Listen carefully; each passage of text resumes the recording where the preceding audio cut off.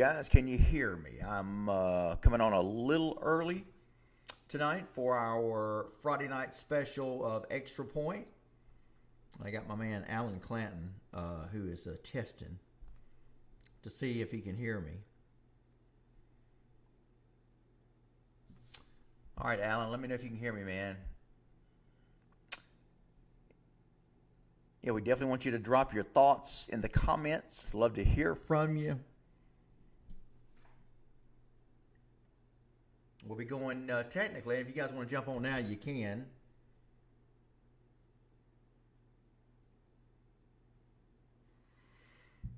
Hopefully I'm live. Running this thing by myself tonight, just like kind of worked out that way last week. So hopefully we are rocking and rolling tonight.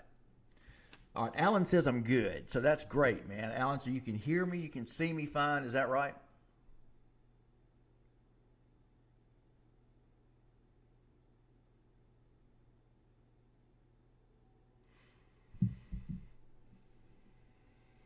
That's good news.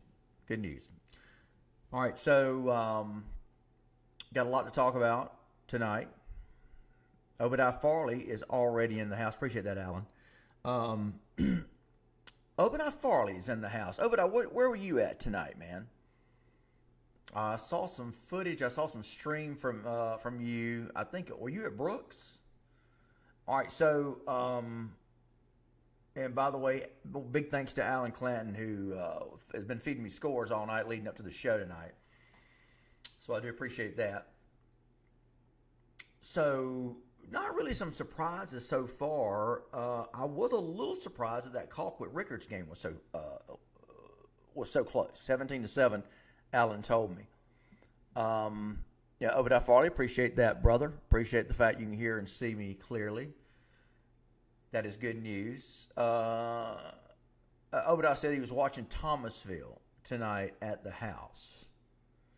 Has anybody got any? Have you guys got anything on that Perry East Coweta game? That thing was tied. Again, Alan had sent me a score. Alan, you got anything on that? Obadiah, you got anything on that? I think it was like 21-21, I believe. Cook all over Irwin County tonight. And I'm going to bring this back up when we get rocking and rolling here for real in about 6 minutes. But, I don't know that I've ever seen anybody start, or fall rather, as hard as Irwin County has. And by the way, I wrote a story the last couple of days. We'll be publishing it probably posted. I'll probably put it on the website over the weekend. But my story is about the Blue Blood programs, kind of what has happened to the Blue Blood programs. Man, they've gotten off to a slow start. And when I say they, Irwin County. Listen, I know Irwin County is a Class A team. They may be, and I went back and did research, Irwin County may be one of the baddest teams. And I don't mean bad like sorry. I mean good bad.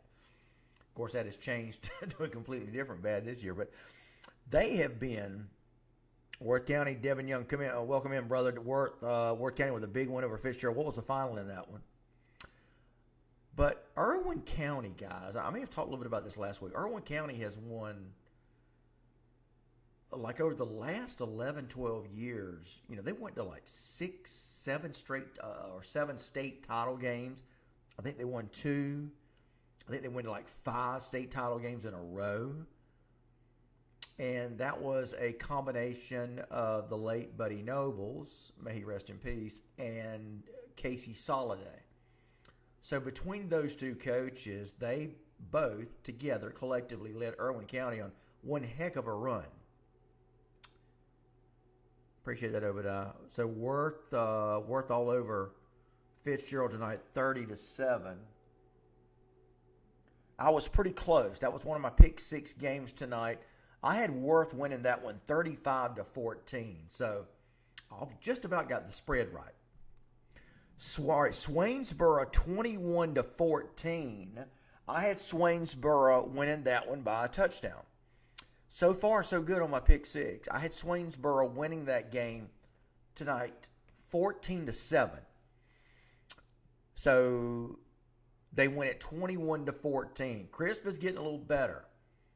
So 2 of my pick 6 games there, I'm pretty much right on the money as far as the point spread goes.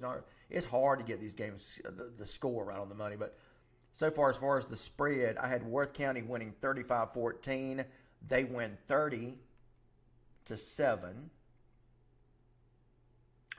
So I had them winning by 21. They win by 23. Does Worth. I had Swainsboro winning by a touchdown. They win by a touchdown. Other games, by the way, so I didn't miss Cook. I predicted Cook to win. I thought it would be a little bit closer simply because Cook cannot score. Well, they fixed that tonight. Cook all over. Allen Clanton, Thomasville won 74-13. Great day in the morning. Let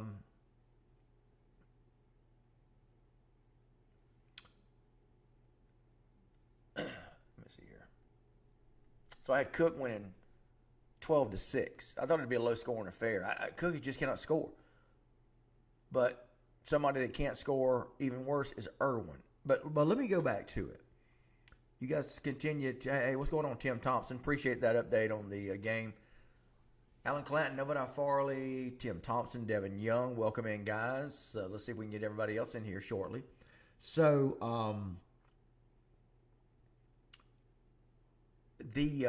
Irwin County, probably the best overall decade-long run.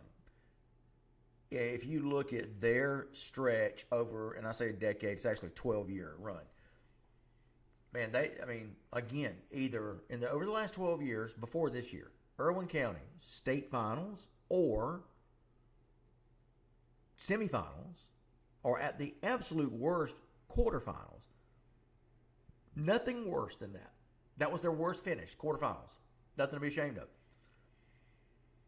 So they were on some kind of run for a decade and 2 years. So my question to you guys, have you seen a team fall as hard, as quickly as what's happened at Irwin County? I can't recall. I'm baffled. Now, I will say this, and I hate to keep going back to this because I'm not trying to boast or anything, but, man, I looked at when I was doing my preseason polls. Sorry, I think I'm bouncing the camera around. When I did my preseason polls, I just saw where Irwin had lost everybody. And I thought, man, there's no way I'm putting them in the preseason top 10. And I caught so much grief. You guys know that for ITG Next, I do our top 10, and we are part of the statewide composite poll. I think I told you guys that. It's us, the Atlanta Journal-Constitution, 680 The Fan out of Atlanta, Score Atlanta, Maxwell Ratings, and Coach Georgia. I've never heard of them, but anyway, they must be pretty big. So anyway, but all of those other aforementioned media outlets had Irwin in their top 10. I did not. And again, I caught a little bit of grief. What are you doing? Well, we'll wait and see. Now, I also did not have Fitzgerald. Caught a good bit of grief about that. And it looks like Fitzgerald, after a 2-0 start, may be coming back to reality. Cook has run into a buzzsaw for 3 straight weeks. And I think this puts them now at 2-3 after they started off the year 2-0. I think that's right. Maybe either 2-2 or 2-3. Somebody help me out with that. But that's just a couple of thoughts on Irwin and Fitzgerald, 2 teams that I did not include in my preseason top 10. Caught a lot of grief for it. And with Fitzgerald, I thought I had missed the mark because I thought, okay, well, they start off the year 2-0, and people like to tell you, yeah, I told you so. But we're gonna wait and see. It's a long year. And look, I don't pick against. I don't root against any of these teams. West Tankersley, I wish him all the best. Larry Harold at Irwin County, bless his heart. I don't know what, but let me tell you guys, I've said this and I'm going to say it again. Whenever you see a long-time head coach who's been in the program for a while, when you see him up and retire, just boom, that's usually a red flag that the program's about to hit a dry spell. I think that's what happened with Irwin County, and I think that's I think Jeff Littleton. I think Jeff Littleton may have seen what was coming. Bainbridge is another one. I don't know if you can call Bainbridge a blue blood or not. Pretty close. You go back and look at Jeff Littleton's 11 years at Bainbridge High School. Man, they were 8-4 and 9-5. I mean, they were doing well. And of course, you remember they won the state championship in 2013. Started the season they finished the regular season 5-5, and then they wind up going on a 5-game win streak in the playoffs and winning the 2018 state title, Class 5A. Included in that stretch was a win over Beaufort. So Bainbridge is another one. Jeff Littleton leads. I remember thinking then, and I know that Tiff County backed up the Brinks truck for him, but I remember thinking then, man, that took a lot for Jeff Littleton to quit. Not quit, but resign from Bainbridge to take the Tiff County job. Because I know he was really tied to Bainbridge. But, I mean, and again, I love Jay Walls. He's taking over that Bainbridge program, but, man, he is having a tough go of it. So I think these programs hit these dry spells. They can kind of see maybe, there's not that build up from the middle school, from the feeder systems. And these coaches, they can see these programs drying up, the talent drying up. I think that's what happened at Irwin. I think it's maybe what happened at Bainbridge. There's some other ones in there. But my overall story also talked about the Blue Bloods, meaning the North Cobb, Walton, Norcross, trying to think who else is in there. These programs that normally you see starting off 4, 5-0, top and ranked in the top 5 in the state, 6A, 7 or 6A, 5A, they're not having that start this year. So look for that story, the slow start of several of Georgia high school football's Blue Bloods, and we'll probably try to release that over the weekend. I've almost got that story written. All right, appreciate you guys checking in. All right, so here's another one. And this is just, and Mike Coe had told me that the team was going to be young. What's up, Jose Badilla? Yeah, 2018. What did I say, Jose? Did I say it wrong? Jose, what's happening, brother? Brad King, welcome to the show. Brad giving us an update on Worth County all over Fitzgerald. Man, if I don't put Worth County at number 1 this week,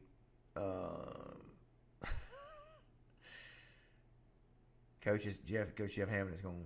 He probably won't show up for the coaches show, man. But I told him I was doing him a favor. He didn't want. He calls it rat poison. Atlanta Journal-Constitution interviewed Jeff Hammond this week, and he told me he was going on there. He said yes, and I don't want that rat poison being ranked number 1. But anywho, you guys, let me know what's going on. Appreciate everybody checking in to the show. Brooks Carter, what's going on? Appling County all over Miller County tonight, 52-3. Now, next week, and this is going to be one of my pick 6 games, you're going to have Tucker Pruitt.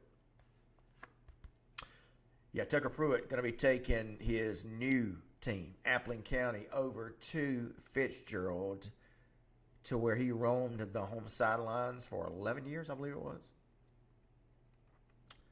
So that's going to be interesting. Right, Bruce Carter gave us some scores, and Jose, I'll get to you here in just a second. Bruce Carter, finals from our games. Southwest Georgia Academy 44-0 over Calhoun County. Early County 45-12 over Terrell County.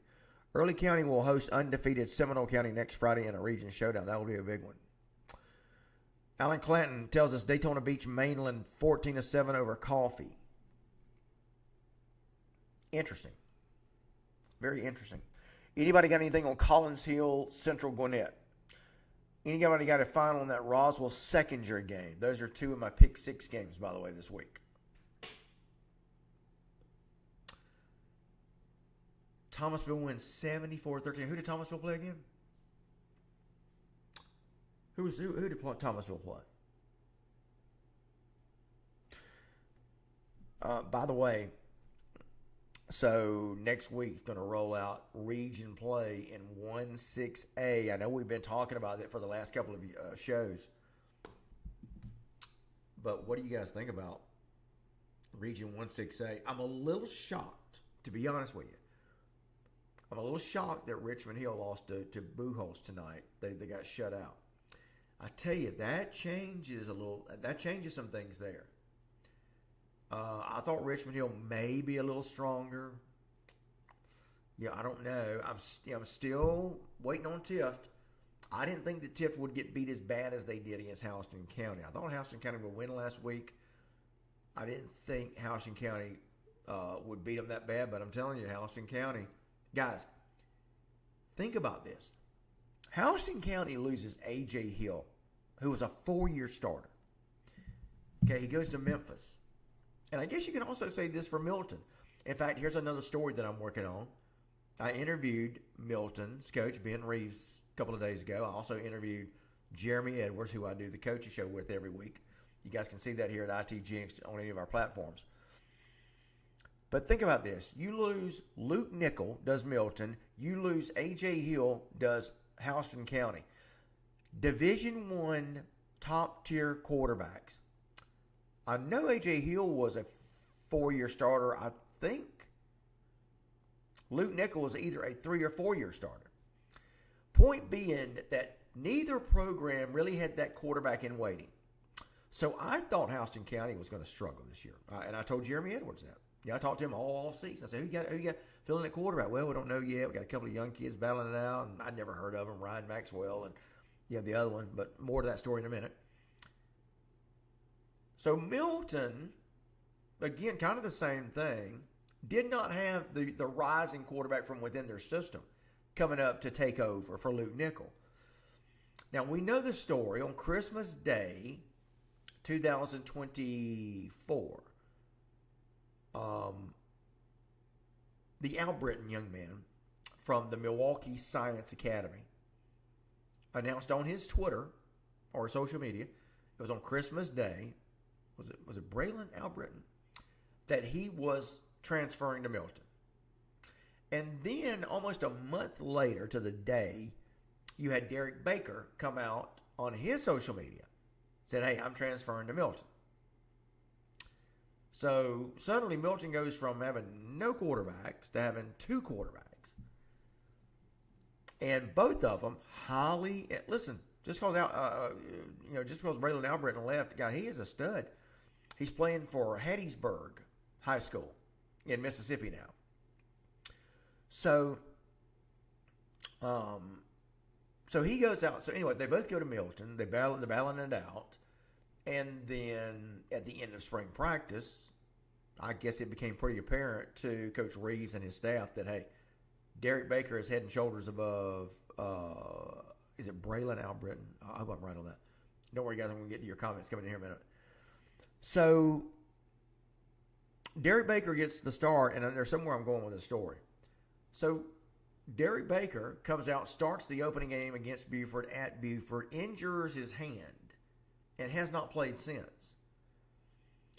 So remember, you had Derek Baker comes in, gets the starting nod, and then Braylon Albritton does not get the starting nod, and he says, hey, I'm out of here.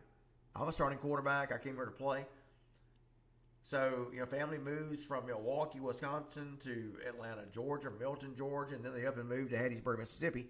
And I hope he's happy there, and I hope he's doing a good job there. I think he is. But my point being that, so Milton goes from no quarterbacks to 2 quarterbacks, and now they're back at no quarterbacks, sort of. Now, they've had a couple of the younger guys who I guess they didn't count on in the beginning. Well, now guess what? These homegrown boys are now up and playing. And I'll get their names here in a minute, but it's just interesting how that's turned out, So you go from a year ago, last 3 years, Milton steady as a rock at quarterback. And now they're all over the place at quarterback, but you know what? They're still winning. And that's great coaching by Ben Reeves. And then you got, you've got Houston County. I had never heard of Ryan Maxwell. Apparently, he had been coming up through the Houston County system. Well, but you're still thinking A.J. Hill is the man. I mean, goes to Memphis. You looked at all his stats last year. A.J. Hill was throwing for 400 or 500 yards, 5-6 touchdowns, and pro-style quarterback. Never ran the ball. So you think he leaves, and you think Houston County is going to tank, right? Wrong. They're actually averaging more points at this point this year versus they were same point last year. They're also better. They were 4-1 at this point last year. They're 5-0 right now. And Ryan Maxwell, who is a 15-year-old sophomore, is lights out. And unless Jeremy Edwards was really playing possum with me, and he may have, but it may have surprised him too. So that's just two very fascinating situations. With Milton and Houston County, they go from no quarterbacks to, well, now they got some solid quarterbacks. So anyway, we'll talk more about that. But let's go to our comments coming in. Guys, let me hear from you. Let me hear where you're at, what game you went to tonight, if you were watching a game. And me and my buddy Alan Clanton were talking earlier. Not a lot of really big games, but there's some interesting results, though, coming in. Nathan Sloan is showing that this is the Pac's third game in a week. They're pulling away, though, 24/7. Yeah, that's right. It is. Because you played last week, or you beat... all right, you guys help me out here. They played Monroe Tuesday night. Before that, Colquitt played who? I'm forgetting. And then, of course, tonight they played Rickards. Went toe-to-toe with them. Who was that? But Colquitt has played 3 games in a week. Now, you got to wonder, and I'll talk to Sean Calhoun about this on Tuesday when he and I talk on the coaches show. You got to wonder if that's going to ultimately catch up with a team.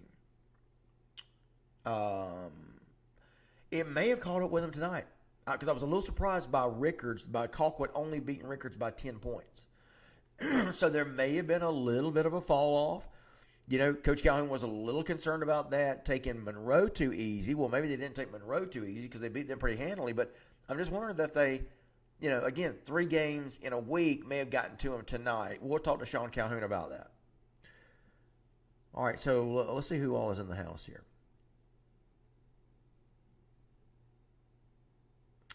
Obadiah Farley says, Phil, since you're not broadcasting the games live, we might need you back on the radio. With Well, we don't do radio, brother. We don't do radio, but I appreciate the thought, man. Odiasis TG. Let me know if I'm saying your name right, man. Ben Reeves, best high school coach in the state. Scratch that. The world. He's pretty good. Pretty good.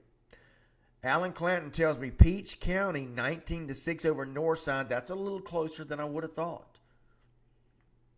By the way, next week, Northside is playing. This is one of my pick 6 games next week. I'm trying to remember who they play next week. I don't know. It'll come to me in a minute. I got too much going on in my head.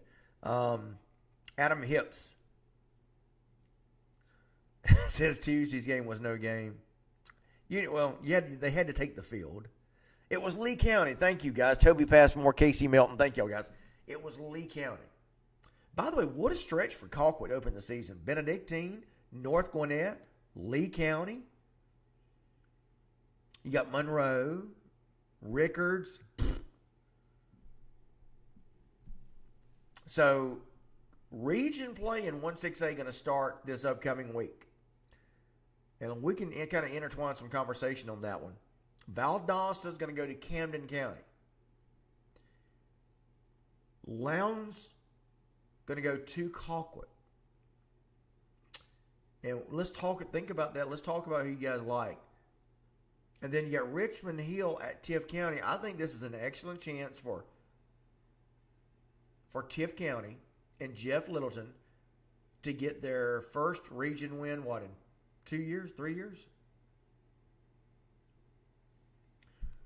Like I said, I'm a little surprised that Richmond Hill did not score tonight against Buchholz. But they're pretty good, a Gainesville high school. So we'll see. We'll see what happens. Adam Hips, what's going on? It says 31-7, but that team from Florida exposed that defense. They just couldn't finish the drill. Adam, what game are you talking about? Help me out. James Reamer is checking in. Warner Robins 27-17 over Veterans is the final. Warner Robins got a long pick six on the final play. Which player got that? I like to consider him for my top performer. Colquitt comes to Lowndes. Is that right? Did I get that backwards?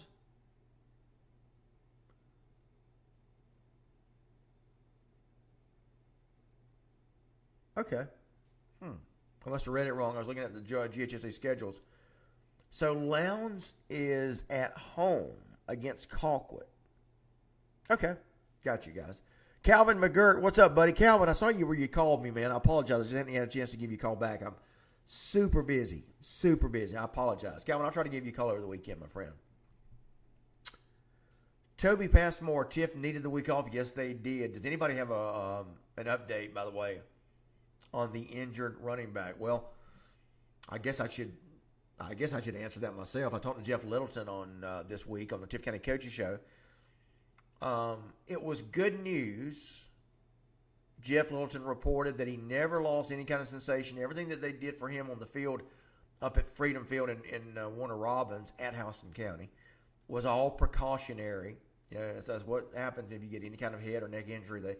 They immediately stabilize you, they immobilize you, and that's what they did with Kamari Holloman. So that was good news, but Coach Littleton did give us the update this past week on the Tiff County Coaches Show that I do with him, 5 other coaches as well, and he said it was good news. So hopefully with it being not as serious an injury as initially thought, plus this off week, Tiff County can get Kamari Holloman back in time for the start of region play against Richmond Hill. And that will be at Tiff County, I think. Okay, so let me make a correction on that. So that's Lowndes hosting Colquitt. Well, that might change a few things. And we'll talk about that. I've already selected that game as one of my pick six games for next week.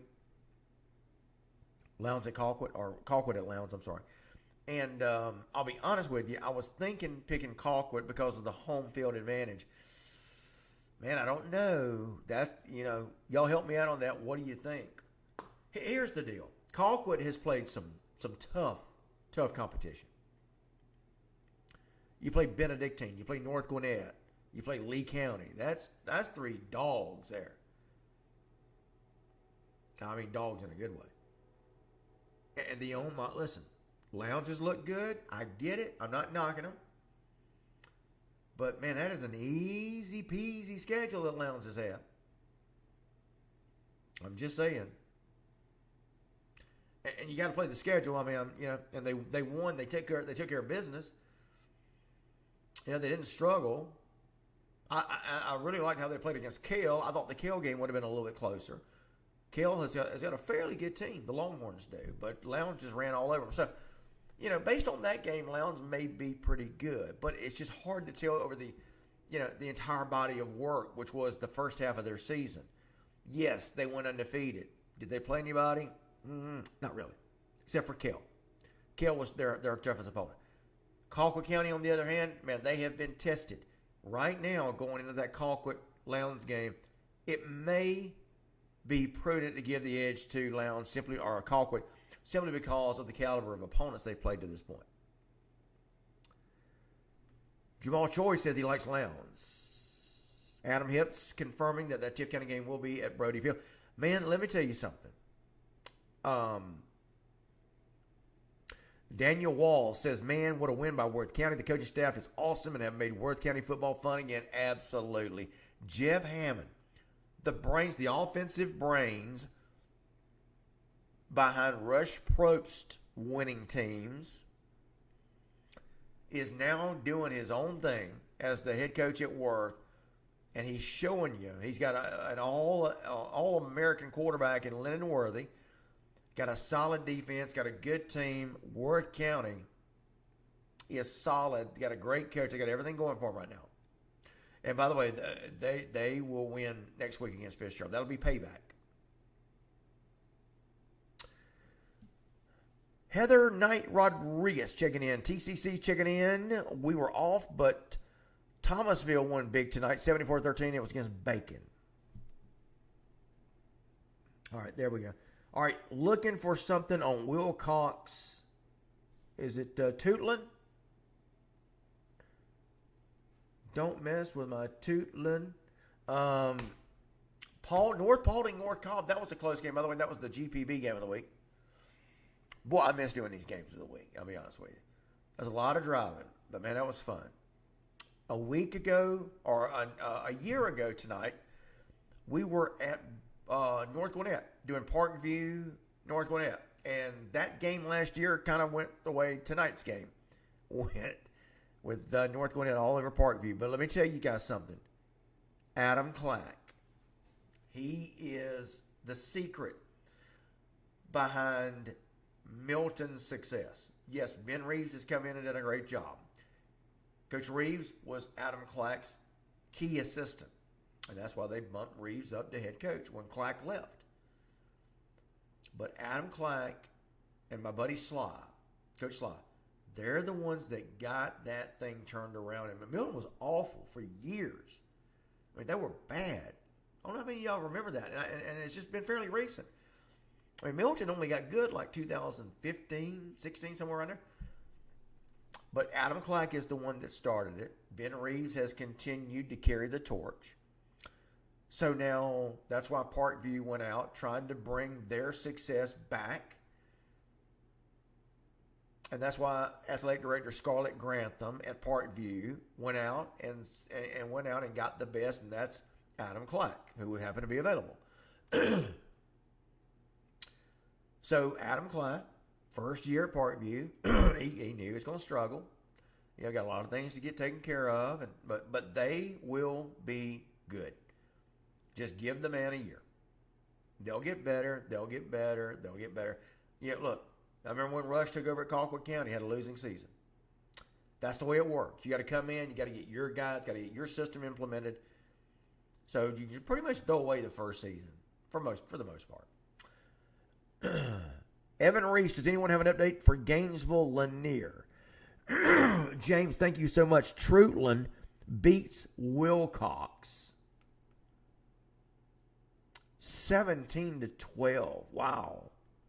A little bit of an upset there, wasn't it? You look back, Wilcox was my number 7 ranked team this week in Class A Division II. So that may change. Anybody have any update on the Brooks County-Pierce County game? My buddy Alan Clanton was keeping me updated on that one earlier tonight. That one was a little tighter than I thought. Now, let me say this. While I wait on an update on Calvin is predicting Lowndes 17-10. Calvin is predicting Lowndes 17-10. Calvin Colquitt County won tonight 17-7 over Rickards. Nancy Sullivan Burrell. Woo-hoo! Worth County wins versus Fitzgerald. Yes, they did. CJ Lane. Don't know if you saw my comment. I did not, brother. But how about them Hornets? Yeah, they win 30-0. My buddy Dr. Mike McCartney gave me an update on that one. I had Cook winning that game 12-6. And CJ, I thought Cook would win. But I just thought with that offense that it struggled all year long, they would struggle tonight. But they did not. I understand the running back had a big night for Cook. Great news there. Alan Clanton tells me that Pierce winning 28-6 over Brooks. Is that right?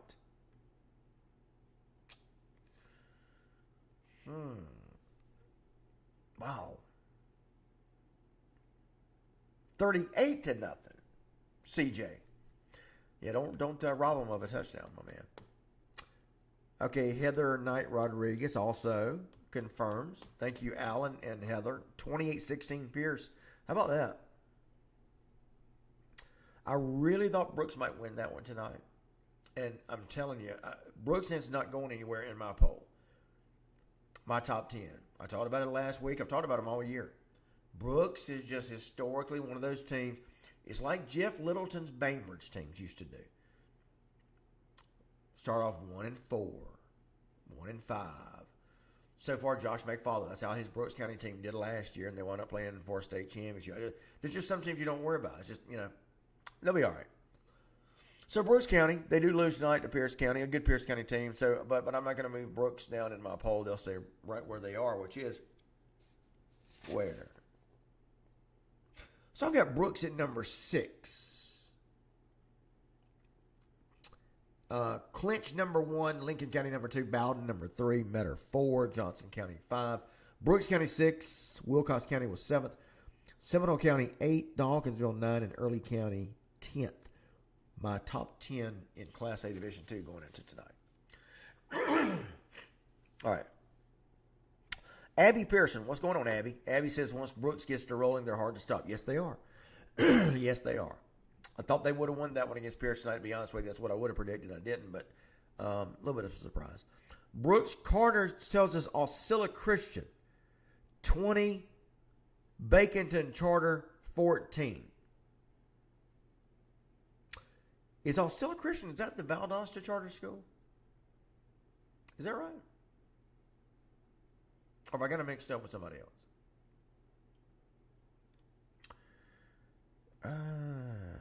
What else we got, guys?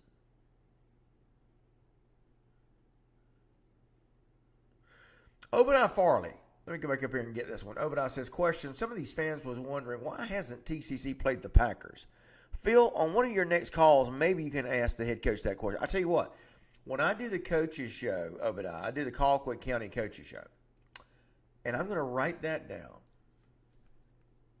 Ask Sean Calhoun on our coaches show about playing TCC. There you go, man. I just wrote it down. Put it in my notes, so I will do that for you, Obadiah. I'm going to ask him on Tuesday's show about playing Thomas County Central. Fans want to see that. Fans want to see Valdosta and Brooks play again.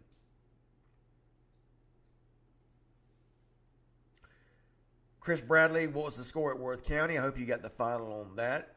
Chris, Worth County all over Fitzgerald tonight. Roswell beats Seckinger 35-10. I'm not laughing at Seckinger, but guys, my pick 6 tonight. I'm on fire, man. So my pick 6, Roswell Seckinger was one of my pick 6 games. I had Roswell 38, Seckinger 8, and the final was 35-10.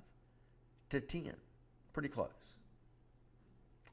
And again, I laugh because my other two of my other games, I had Worth County picked to beat Fitzgerald 35-14. They win 30-7. Point differential about the same. I had Swainsboro picked to beat Crisp 14-7. They do beat them by 7, 21-14. And then, like I said, I had Roswell winning by 30. They win by 25. So, pretty close. Pretty close. Now, I had Collins Hill defeating Central Gwinnett tonight 27-13. Anybody got a score on that one?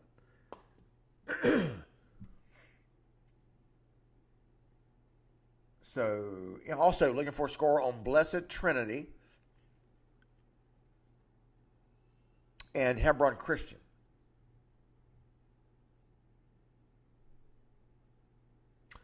Carver Columbus. What's up, Deshaun Suggs? What's happening, brother? Carver Columbus 63-7 over Columbus. Boy, that was a squeaker, man. Bless y'all's heart. I'm glad you were able to survive that one. The train is indeed still rolling in Columbus, Georgia. Yes, it is. Deshaun, look, I think Carver's going to win the state. I don't think anybody's going to touch him. I just really don't.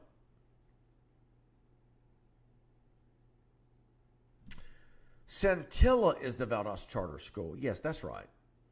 Justin Henderson coaching them, by the way. Obadiah says, Obadiah Farley, he don't want that smoke. What are you talking about? Who are you talking about, Obadiah? Or Adam Hips? Who you talking about, Obadiah Farley? He don't want that smoke. What are you talking about?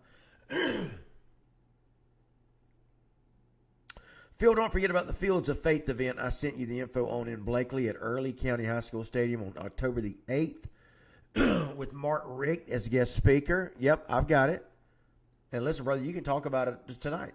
Talk about it all you want. Allen Clanton, Hebron up 22-14. James Raymer also giving me the same score. That is in the fourth. Hebron up 22-14. So I had Blessed Trinity winning that one 32-30. So we're going to see how that one goes. What's up, Timmy Cox? Ware County Gators in the house. Oh, Adam Hibbs was talking about Sean Calhoun. Hey, listen. Sean Calhoun has already, he's already played Benedictine to start the year. He's already played North Gwinnett. He's already played Lee County. So he's not backing away from anybody. Sean Calhoun is one of the best coaches in the state. Ran him out of Carrollton because he couldn't win a state championship. Well, you know what? His successor, Joey King, has done the same thing. And making over $200,000. I don't want to pick on Joey King. He's a good guy. I've talked to him a couple of times. That's a lot of money. And Carrollton, once again, looks like they got the team to win a state championship. They could very well do it. Hard to win a state title. Very hard.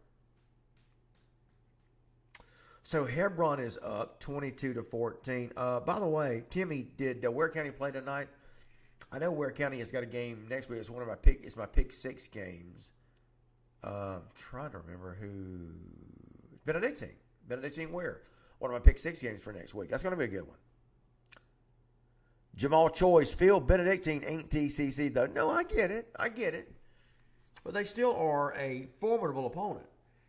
Especially when you're putting them, to open the season right against Lee County. I get what you're saying. No, I'm not saying they are TCC, but that's still a formidable schedule for sure. Chandler Howell says Appling comes to Fitzgerald next week. That's one of my pick six games. Tucker Pruitt going to be going into his old stomping grounds. And how do you think that's going to be? Tucker Pruitt coached on the home sidelines for 11 years. Now he's going to go into Appling or into JC Stadium and be on the other sideline. That's got to be odd for him, right? Guys, hang on. I'll go. Give me something to drink. Don't go anywhere. See, we can do this on Friday night. Can't do it on Monday night. Hang on. Don't go anywhere. Hang on. I ain't going anywhere.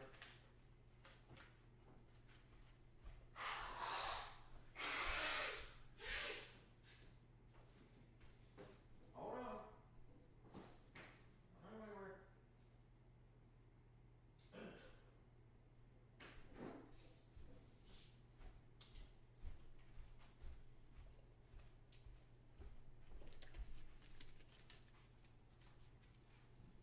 All right, I'm back. Like I said, we can get away with that on Friday night, but can't do that on Monday night. But Mark wouldn't like that. He wouldn't care. By the way, I am sporting my Houston County Bears shirt that head coach Jeremy Edwards sent me. Coach Edwards got a box sent to me last Monday. Last Tuesday. It was a bunch of swag from Houston County. You guys check out Bruce Carter's announcement there, the Fields of Faith event. You guys check that out. Mark Richt is going to be the speaker. Going to have some students sharing their testimony. Music provided by the Southwest Georgia Academy Chapel Band. Event is absolutely free. Good stuff, you guys. And you guys check that out. That's going to be a great event. Obadiah Farley, question for Phil Jones. Do you think the GPB game of the week should be TCC versus Lee County? Yes, of course. 100%. But let me tell you, Adam Hips, I don't want to see that bear for the rest of the season. Listen, I get it. I'm with you.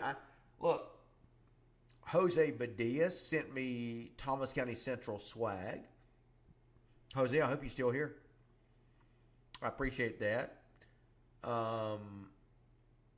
Buford sent me some stuff. Camden County sent me. Jeff Herron sent me some stuff when he was at Camden. My buddy Matt Lazada at Richmond Hill sent me a bunch of stuff. It's all heavy stuff though. I can only wear it in the winter. I will wear anybody's swag, man. I love it. I wear these Thomas County Central shirts all around Valdosta. People think it's a Minnesota Twins shirt, and I have to correct them.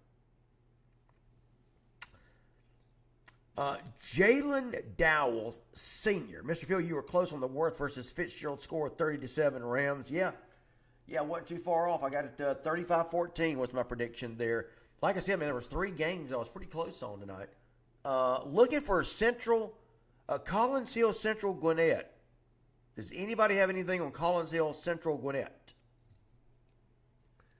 North Cobb survives North Paulding 24-17. How about that? Guys, I'm telling you. Ginger ale. It's a Pepsi product, by the way.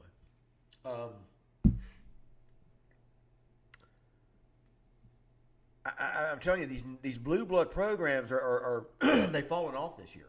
I know North Cobb won tonight, but the old North Cobb team would have beat North Paulding 42-6. That's what I'm saying. Obadiah Farley, we are waiting, and I mean patiently, patiently waiting for ITG to return to their live games. Man, I miss doing them, Obadiah. I do. I would leave most of the games we did up in the, a lot of games we did in the Atlanta area. Obadiah, do you know what my last game was? Last game, I'm pretty sure I'm right about this. No, the last game I did was Appling Fitzgerald. That was the makeup game. But before that, last game I did was Coffee at Thomas County Central last year. Sure was. Thomas County Central won that one pretty handedly. But yeah, it just dawned on me, Obadiah. I love to do these live games, but other than a few of these games we do in South Georgia, most of the games we did up in North Georgia. We did a lot of Buford games, Collins Hill games, North Gwinnett games.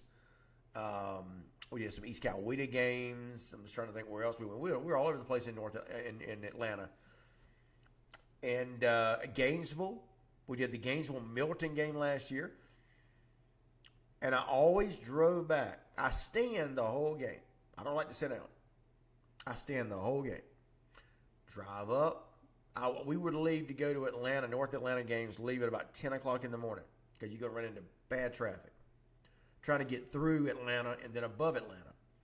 Afterwards, traffic wasn't bad, but I would get home about 2:30, 3:30 a.m. Always making that stop at Buc-ee's, which was always fun.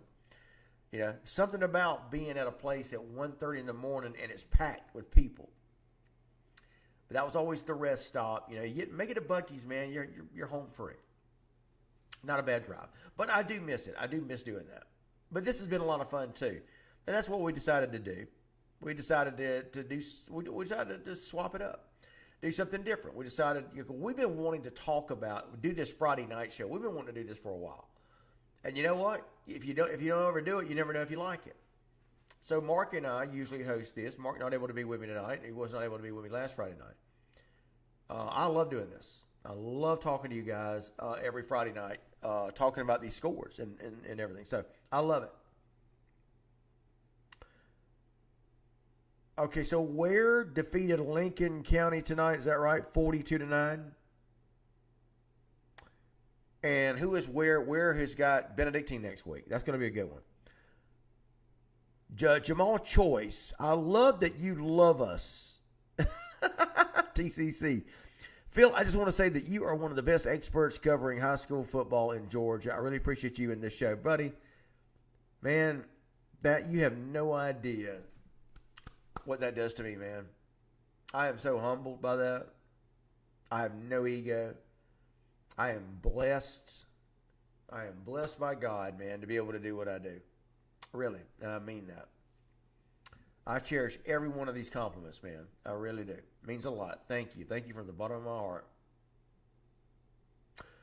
All right, James. And by the way, Obadiah, thank you for saying that about waiting for us to do these games. I love to do them. I'll tell you what's aggravating, though. And this is one thing that we've got if we do start doing these games again, Obadiah, the Wi-Fi is so unpredictable.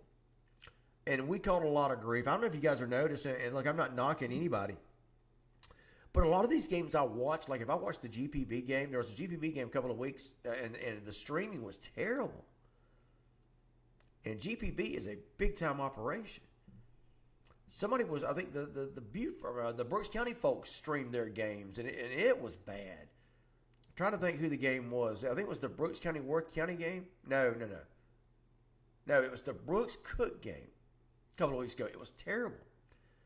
And look, this is just the way when you get into these stadiums, and we use hotspots. But even with that, the problem is in the hotspots, everybody's pulling off of Wi-Fi. Everybody in their stadium's on their phone.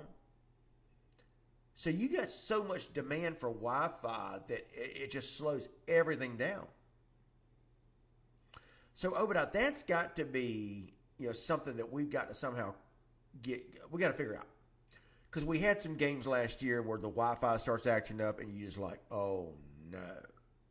And it's very discouraging. Okay, Obadiah says, I'm watching one now, multiple glitches throughout the game. That's what I'm talking about. I know a lot of these North are what are the NFHS games? I think they stream. Jose Padilla, heck, we'll get all regular season home games for TCC next season. Well, yeah, man. Me and Obadiah have enough ties to just get you every regular season game that we can advertise. Well, that's another thing, man. We got to get sponsors for these games. A lot of people don't realize, man, we're a business. We're one of the few people who have made a business out of covering high school sport. And don't get me wrong, we love it. But we got people, I got to pay. I got to get paid. Mark has to get paid. We have a payroll. Like any business has a payroll. That's your number one expense. You got operating expenses. And so, yeah, we love to have some sponsors. Really. Guys, let me tell you, we're still looking for a sponsor for this show. And I'm going to be getting out and about. Going to be trying to find somebody that wants to sponsor this show. We have the sponsor for Extra Point. Big thanks to our buddy Dr. Kevin Collins, Houston Clinic. He also sponsors our Sean Calhoun Coaches Show. And Kevin Collins is the team physician for both Colquitt County and Valdosta State University. And he's a friend, and he is our sponsor, and he's a great guy. Great guy. Great doctor, by the way.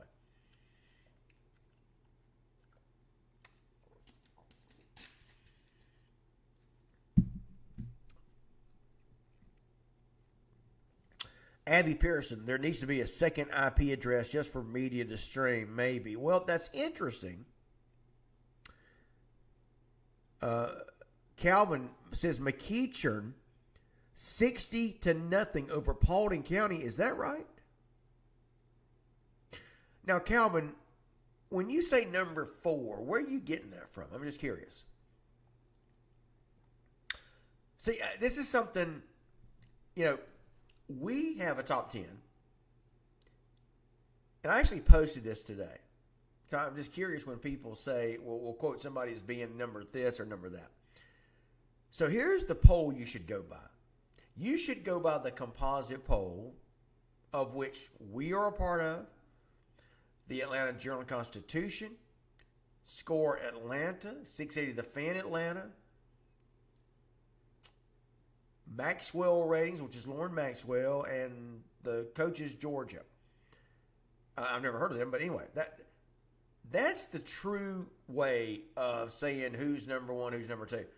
It's the six of us who put this together, called the Composite Poll. Georgia High School Football Daily. It comes out every Wednesday morning in the Georgia High School Football Daily.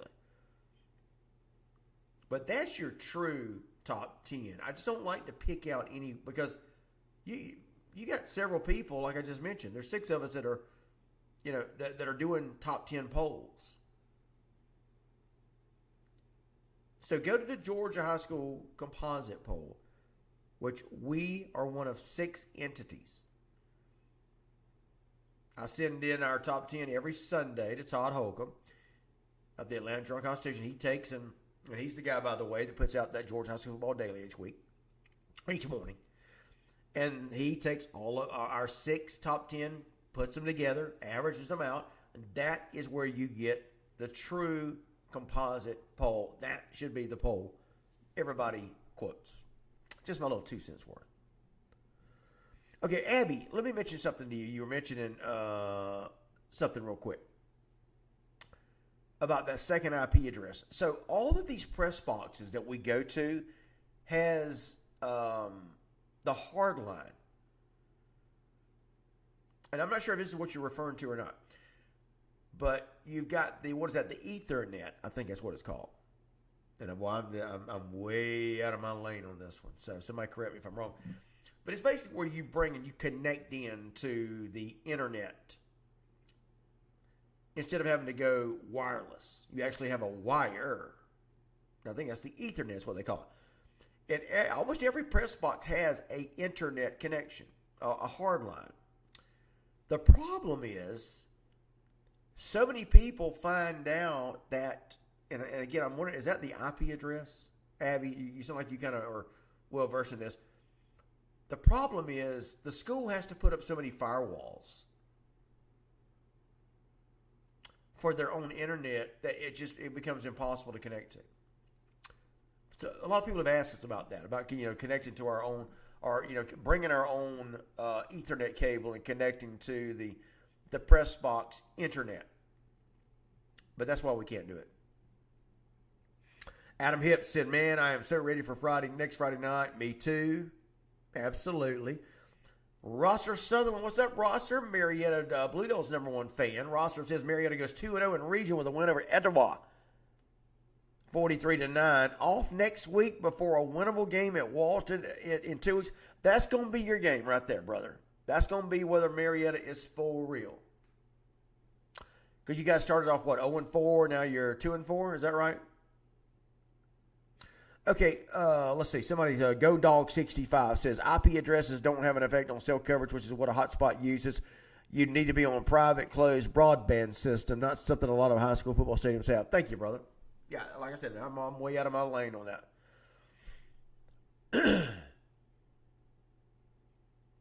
Interesting.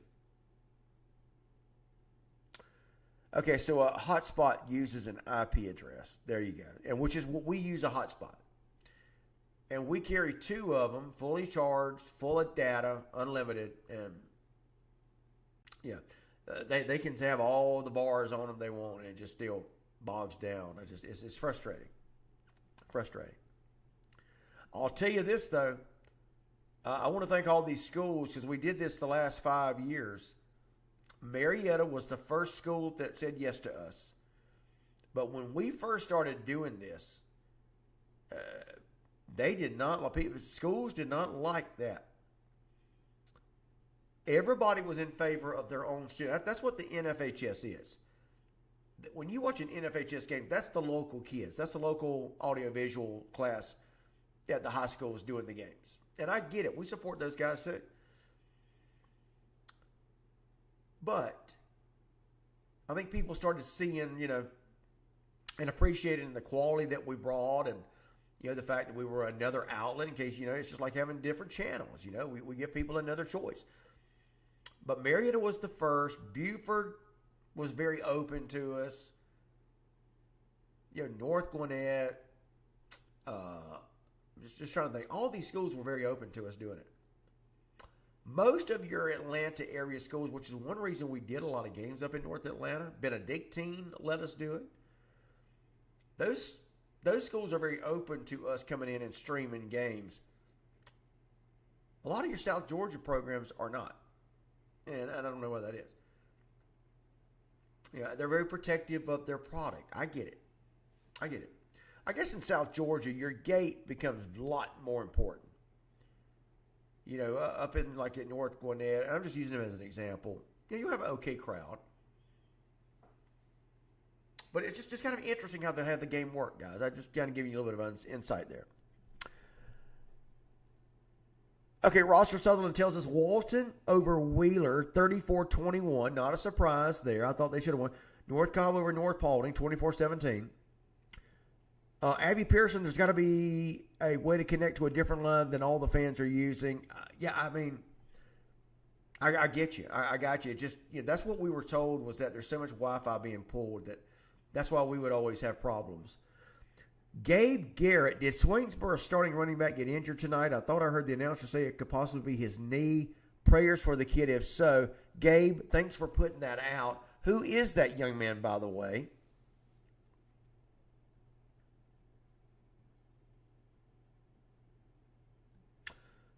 Just trying to catch up on some of the comments.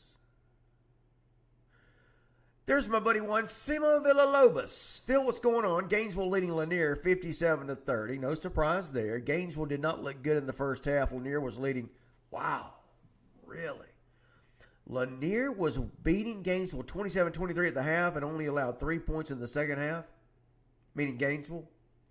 Yeah, I guess they woke up. Obadiah says that game is over now. Obadiah, what game was that you were watching, by the way? Alan Clanton was keeping me updated, by the way, on last Friday after we got off. Matter of fact, the number one ranked team in the country, Mater Dei, I think they got beat. Centennial High School had a huge lead on them. Mater Dei was able to come back, but they do lose. Upset.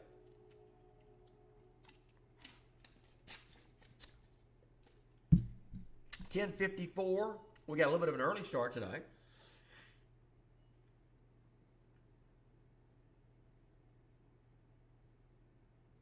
By the way, guys, listen.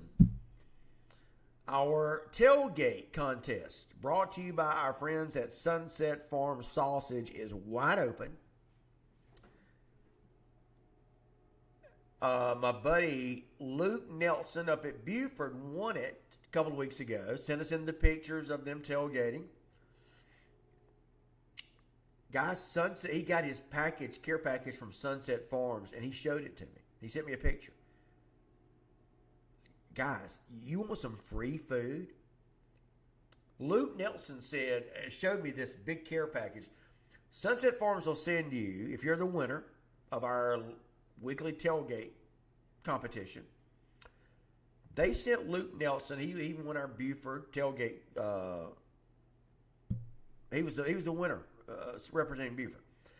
And so Sunset Farms mailed him out the care package. And guys, it was a sample pack.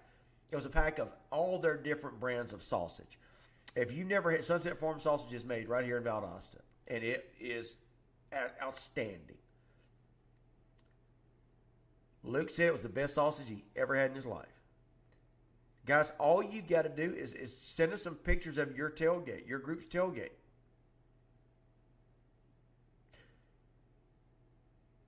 Tony Simmons from Lowndes won it this past week. We've had 2 Lowndes tailgaters win it. I had my buddy Tom Mason and his Concrete Palace tailgate group won it. I think the first week. Coffee's tailgate group won it. Yeah, bear with me, guys. I'm just trying to pull something up. I'm actually going to pull up the show on the phone.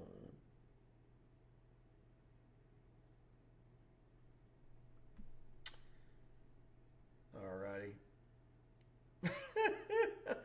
I go to Facebook and my face is frozen with a doofus look on it. Anyway, whatever.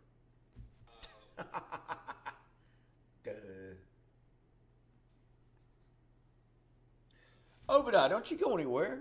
Obadiah says local news about your life. Don't go anywhere. You stay right here. So Mainland does beat Coffee. That's Daytona. By the way, that's where Travis Rowland came from, guys. The Camden head football coach. All right, let's see who else is in the house. In the house. Adam Hips in here. Roster Sutherland. Obadiah Farley. What's up, Obadiah? Abby Pearson, you still hanging around? I love it. Alan, give me some other updates. Jenkins beats Calvary Day 41-33.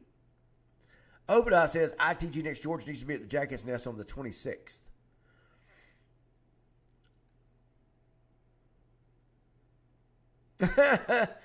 Jose Medea, Mr. Phil, put on your TC gear and walk in the Jackets game and bring your camera and drone. Ha ha. I love it. Alan says Mater Dei is leading Bishop Gorman tonight 11-7. Man, can you imagine? Listen, guys, listen to me. Listen to me. If you're a Valdosta fan, especially listen to me. Wow. East Coweta all over Perry tonight. Great day. Colquitt, Zach Hancock, Colquitt 17-7 over Rickards tonight. Alan Clanton also giving me Warner Robins 27-17 over Veterans. That East Coweta score, guys, over Perry. Man, that's a shocker. Okay, listen. There's a pet peeve of mine. If you're the winningest football program, and I know the Valdosta fans are probably going to lash out at me, whatever. I don't care. If you're the winningest football program in the country, stop playing these weak teams. Stop doing that. Get yourself a national schedule. You see these games at Mater Dei, Bishop Gorman, California, Las Vegas. Do you guys know the Bishop Gorman head coach was actually going to be the Valdosta head football coach? There's a heck of a story behind that. I bet Calvin knows it. But anyway, my point being that Valdosta, and the reason I bring that up, Valdosta is a national brand. Okay? You scheduled Massillon last year. Those are the games you need to be playing. You're the winningest football program in the country. Stop playing Monday's meal. I hate that. Stop padding that win total. I can't stand that. My gosh. And the thing is, Valdosta's got a great team. They got a really good football team. Okay? Massillon last week played Rabun Gap, the Nakuchi team, out of Rabun County. There's a kind of a weird situation. Rabun Gap is a great football, the private school up there. They are in Rabun County. They're in Georgia, but they play in the North Carolina Independent School Association. I'm sure it's just a geography thing. Anyway. Rabun Gap is the team, though. Benedictine plays them. Massillon plays them. Why can't Valdosta play them? And please don't tell me, Valdosta, that, we can't get people to play us. Yes, you can. Yeah, you can.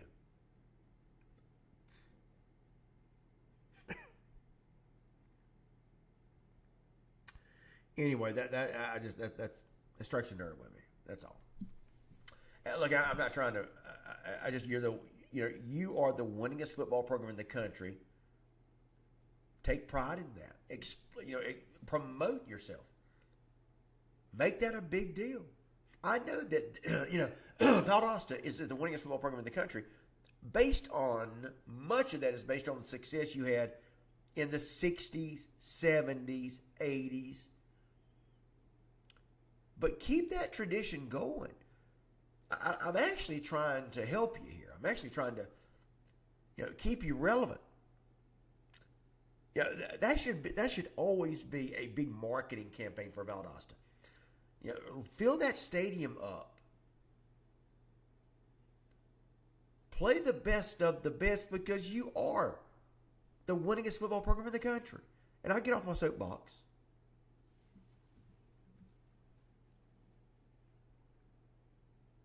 Alan Clanton agrees with me. Abby Pearson, I've been screaming the same thing. Calvin McGirt even says I agree on the scheduling. Thank you, Calvin. I was really wondering what your thoughts were on that, Calvin. Calvin is Mr. Valdosta Wildcat. For those of you that don't know, Calvin is probably the best historian we've got in this chat right now. He has seen it all. Calvin used to host, and this ought to tell you something. Calvin used to host Wildcat Talk. It was the weekly Valdosta coaches show. And that thing was televised, and it went all, you had thousands of people watching that. Because Valdosta is a national brand. And do you guys know now, there is no show. That's sad. That's sad to me. Juan Castanon checking in. What's up, Juan? Rashad James, Swainsboro, 21, Chris County, 14. Rashad says, Big Boro. I thought you were talking about Statesboro last week when you said that. By the way, I had that game, Swainsboro. I had Swainsboro winning at 14-7. They win 21-14. I had Cook winning 12-6. They win 38-0. I had Worth County winning. These are all my pick six games. I had Worth County winning 35-14. They win 30-7. Any final on that Blessed? I had Blessed Trinity winning 32-30 over Hebron Christian. Hebron Christian, your defending private champion, Class A through 3A private. I had Roswell defeating Seckinger 38-8. They win 35-10. I had Collins Hill defeating Central Gwinnett 27-13. Did you guys have a final on that? I think somebody sent me a final. Stephen Tate's in the house. What's up, Steve? Stephen Tate, forever my buddy. Stephen Tate saved my butt. Stephen, I'm always going to talk about that. You know that.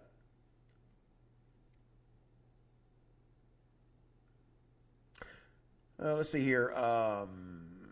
Hebron's up 22-17 in the fourth. Wow. Okay, so Blessed Trinity could come back and get a touchdown. James, any idea how much time's left in that game? Stephen Tate says Coffee lost and looked so young and unprepared. Wow. Really? Interesting. Now, Michael had told me before the season started, he said, look, we're young. We are young.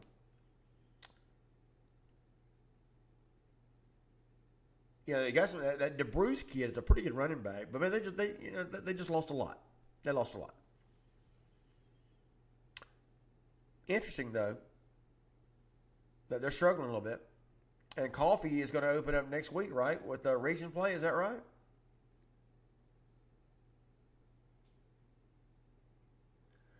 Okay, some other scores I want to talk about. I was a little surprised that Richmond Hill lost.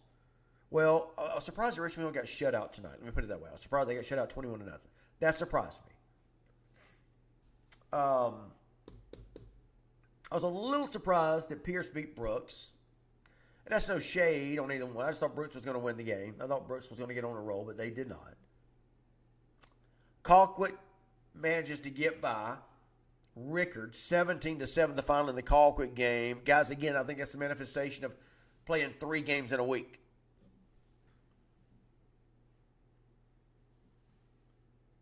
Stephen Tate, that's the nice way of saying it. I hear you, buddy. Okay, guys, next week's going to kick off region play in Region 1-6A. And let's talk some region. Stephen, what's going on with your region, 2-5A? What do you guys think about both those regions? And we can talk about any region y'all want to. I'm just going to start, this conversation starter. By the way, a little over halfway point of the show. Thanks so much for checking us out tonight. You guys, ride with me to midnight tonight. Let's have some fun, man. Let's talk high school football. Whatever you guys want to throw out a topic, and I'll join in, man, and we'll talk about it. You guys run the show, man. I'll jump in, and we'll rock and roll. All right, so just went final. James, thank you for that. Hebron defeats Blessed Trinity 22-17. So I missed that one. My first miss of the night. How about that? Good for, that's a big win. That's a big win for Hebron Christian. And listen, here we go again. I have said this. I think me and Alan Clanton were talking about this a couple of weeks ago. I think Alan was surprised that a smaller class team had defeated a larger class team. And look, Alan knows his football, but I disagreed with him. And I think this Hebron Christian, it's like Hebron Christian, Prince Avenue Christian. Those are those are private schools, like Class A, private. And you've got Blessed Trinity. What are they, a 4A, 5A? Is that right? Somebody help me out there. My point being that these Prince Avenue Christian, Hebron Christian, don't let the number of A's in front of the school fool you. Bowden. I talked about Bowden before. And I know Bowden has slipped a little bit this year, but they're probably going. They get a chance to four-peat this year. But don't let the A's in front of the school name. Don't let that fool you. Don't let that fool you.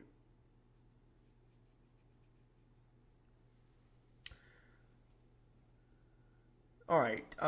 Chandler House says Bishop Gorman just scored before half, 14-11 over Mater Dei. Boy, can you imagine Mater Dei losing 2 in a row? Alan says those teams are definitely the exception, 100%. Yeah, I got you, Alan. I got you. That's a good conversation. Stephen Tate says TCC is a juggernaut. Yeah, I don't know if anybody's going to touch TCC. I'll be honest with you. I mean, they look different. They look different. They look different. I don't know how to put it. They just look bigger, faster, stronger. Just incredible.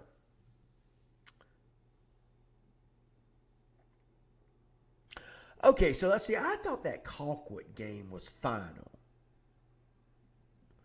So apparently it was not. So the final, Calvin says, 31-19 Colquitt. So I thought the 10-point difference was the final. Instead, it's going to turn out to be a 12-point difference, right? How about that? Thank you, Calvin. Colquitt defeats Rickards 31-19. I'd say Colquitt had a little bit tougher time than they would have thought, or at least what I would have thought. Jamal Choice, who do you have winning 2-5A? Let's talk about that. 2-5A. I think Lee County's down a little bit. Listen, here's the team to watch out for in 2-5A. HOCO. Houston County looks... I'm really interested as to watch what happens when TCC and Houston County play. I do think Thomas County Central is going to be the favorite. And Jamal, I think that's who I think is going to win 2-5A. But I think you may have a Region 2-5A with Thomas County Central, Houston County. And I got to be honest with you. Other than that, Lee County's down a little bit. Be interested to see if they can get it back together. Who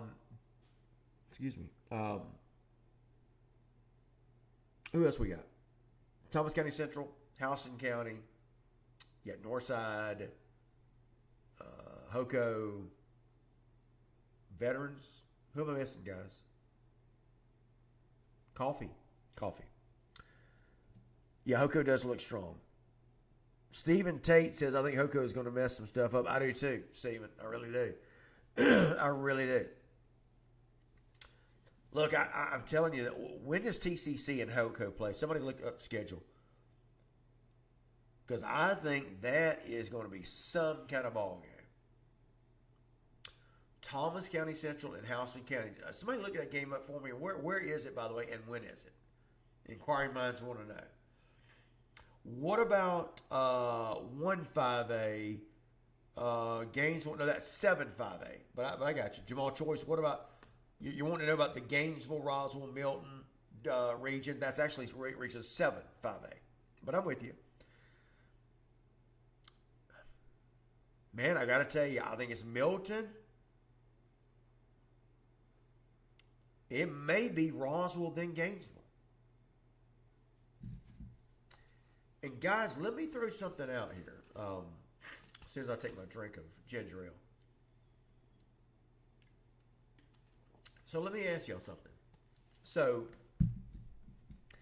I'm a big fan of Josh Niblett. You know, we did his coaching show the last couple of years. But Josh Niblett was brought to Gainesville for one reason. And that was to win state championships. Okay.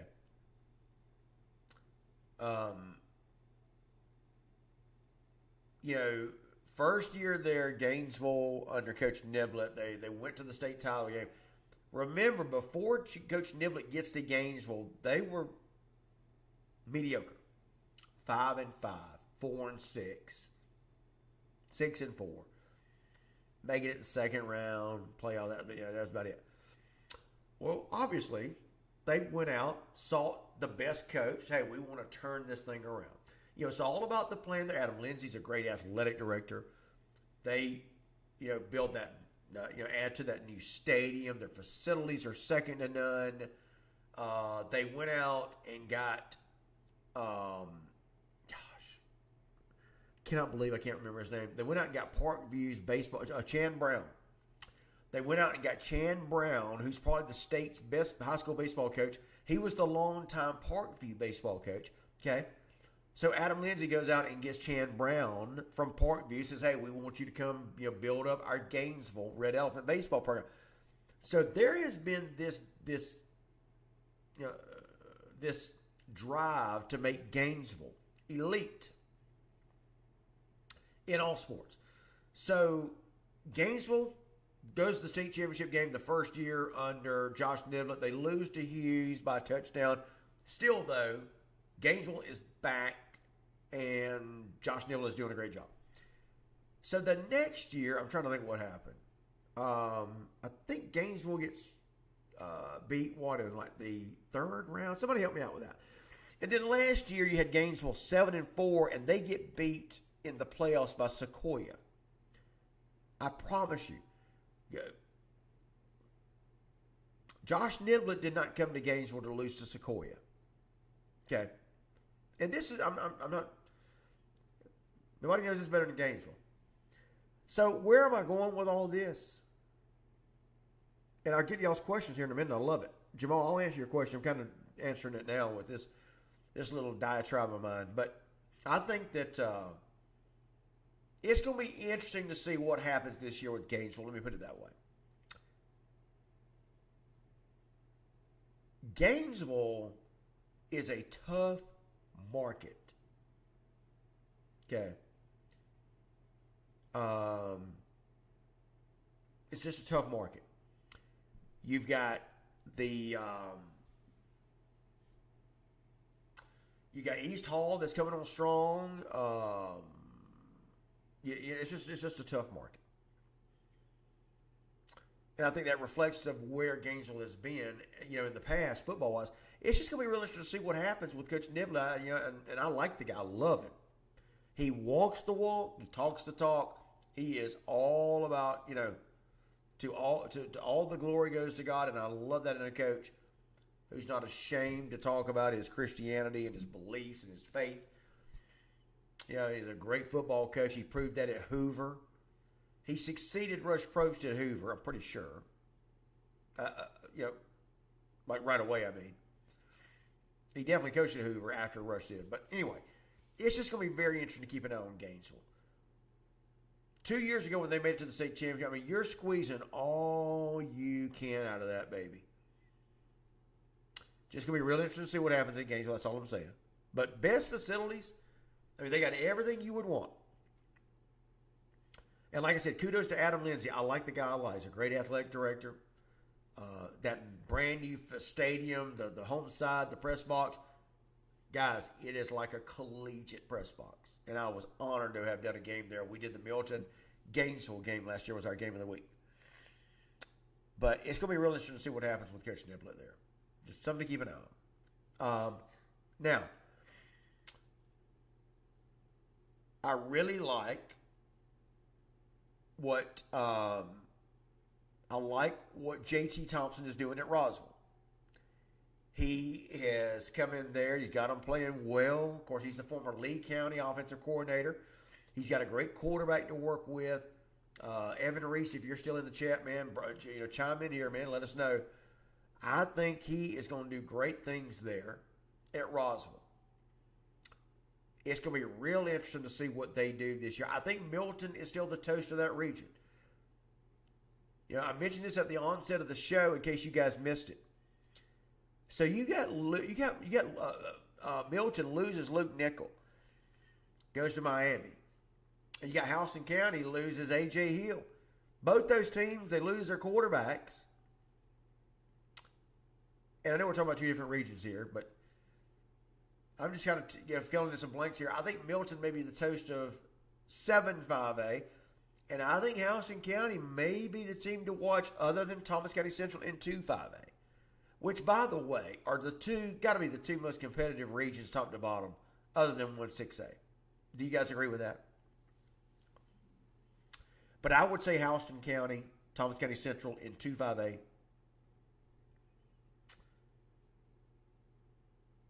I would say in 7-5A, Milton, but watch out for Roswell. I think it might be Milton, Roswell, Gainesville. Seconder is playing well. I mean, by the way, Seconder is a Buford school. How about that? Now you like to compete for those athletes in the city of Buford. Seconder is a Buford city school. All right, let me go back to your comments here. Corey D. Raw. Phil Jones is the GOAT at what he does. Man, thank you again, man, for the compliment. I'm humbled.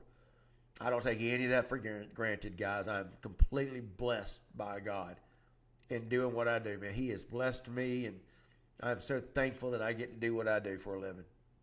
Thank you for that. Corey Durrell also wants to know, what Georgia football division do you think will have the toughest playoff? That's a good question. A few weeks back, I put together some hypothetical matchups. I went and looked at the playoff brackets, and I thought, okay, if this happens, which is likely to happen, if these teams finish the way I think they will, then we could have some playoff, potential pretty good playoff matchups. And I'm trying to remember. I would say 5A. And I'll tell you why, Corey. Guys, right now in 6A, you're very top-heavy. And what do I mean by that? In Class 6A, you've got... Hang on a second. In Class 6A, let me get my trusty top 10 here. In Class 6A, you got Grayson, Buford, Carrollton, Colquitt, North Gwinnett. Okay. All those legitimate state title contenders. Don't worry, I'm not leaving out Lowndes and Valdosta. They're in my top 10. But I'm just saying,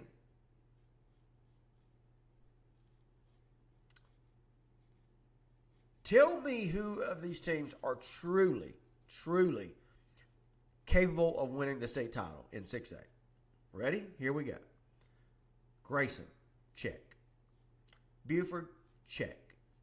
Carrollton, probably, check. North Gwinnett, maybe. And I'm just going straight down in my top 10 in 6A. These are in order. Grayson 1, Buford, Carrollton, all three legitimate state title contenders, right? I think you agree with me, guys. North Gwinnett, Lowndes 5. Valdosta, yes or no? Lowndes, yes or no? McEachern, yes or no? Colquitt, yes or no? Douglas County, yes or no? And then Camden County. And Jamal Choice, I think, I think he kind of hits it. Jamal, you says Grayson, Buford, and everyone else. You may be right. You may be right. What do y'all think? Juan Castanon says, I was waiting. What were you waiting on, Juan? What are you waiting on, Juan?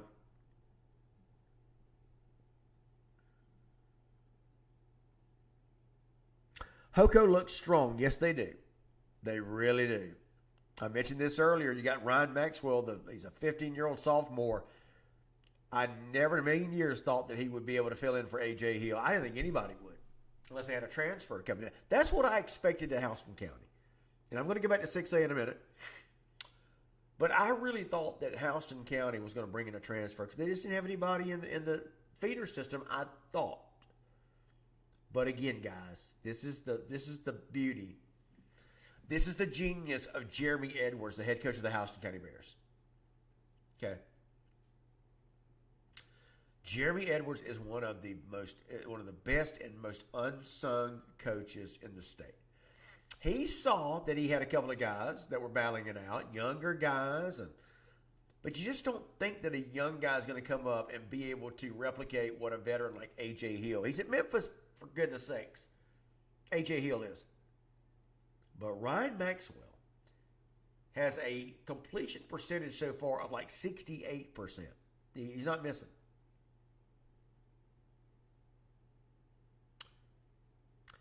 And I'm telling you, Houston County looks better now than they did this same time last year. And I did not think I would be saying that.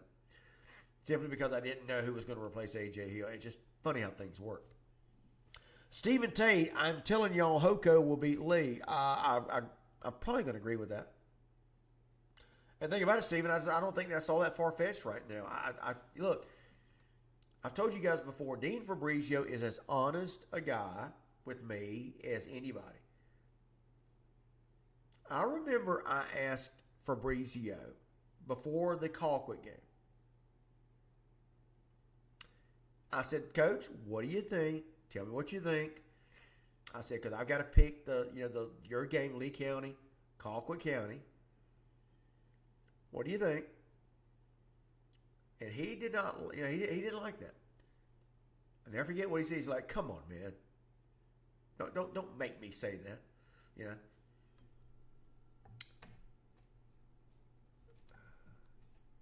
to get his lighting right. Because Fabrizio's not going to tell you. He's just not going to lie. He's going to tell me. He's going to shoot straight with me. If he doesn't think he's got, he likes his team. He does. He's told me that. I like what I got. Like our team a lot. Got a lot of depth in the running back field. It's just a quarterback situation right now is a little undecided. There goes that quarterback thing again. And I am a big believer. I've said that forever. You are as good as your quarterback. Now, I think right now it's kind of their Achilles heel. And that's no magic. I mean, I think anybody can see that. But I think you could see the inexperience coming through. I think you saw that. That was very uncharacteristic the way Lee County got behind as quick as they did against Colquitt. That thing was, Yeah, I know Lee County made a fight. They came back. They climbed back in. They made a game of it. But my gosh, you had a running clock in fourth quarter. So anyway, I just look. I don't know. It's going to be interesting to keep an eye on Lee County and Coach Fabrizio and see what they do. If they can get that quarterback situation stabilized, that is going to be the key for Lee County. Right now, though, I think it's Houston County above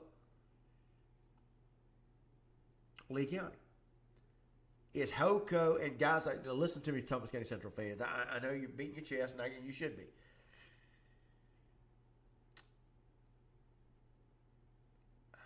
I don't know that Hoco is good enough to be TCC, but I'm not going to completely dismiss it either. How about that? Alan Clanton says TCC should have the championship on lock. And I don't disagree with that, Alan. Don't disagree with that at all. Our Chandler Al continues to give us updates on that. Bishop Gorman says Bishop Gorman just scored again for a half on a fumble. Picked up, they ran back, but the touchdown just got called back on a holding call. Goodness gracious, man.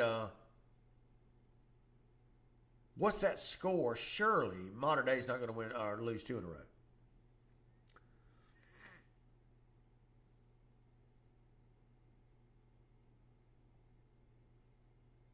Alan Clanton wants to know, does anybody have a final on Westover and Jackson? No way that game's at halftime. Let's see if anybody can help us out on that one. Jamal Choice says, I honestly still think Hoco will be third in the region. I still think Lee is better. Really? Interesting. Stephen Tate, 1-6A is going to be fun to see who comes out of it. Lee has a pretty tough schedule compared to Hoco. Yeah, I agree. I agree. Not going to argue that. Let's talk about 1-6A.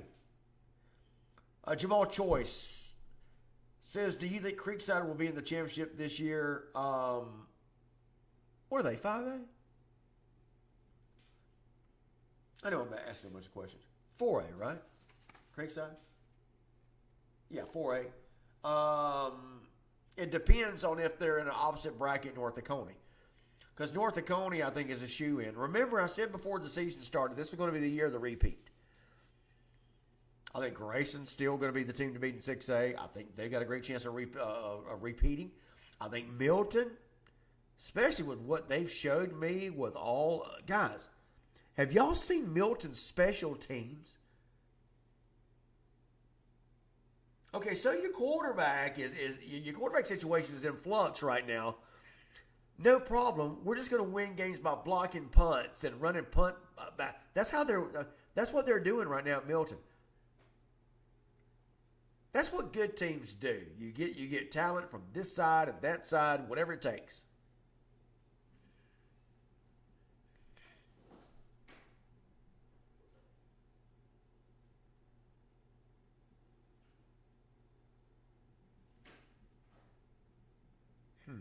Interesting.